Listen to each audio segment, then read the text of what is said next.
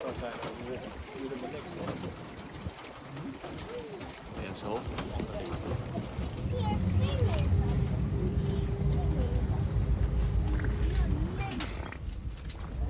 So these are nocturnal animals. They only leave the water once it's dark to go out and graze on grass. So in one night, the adult walks about 10 to 40 kilometers, and one adult eats about 80 kilograms of grass every night. They also don't go out as big families like this to go and graze. They're going to split up, each goes own direction.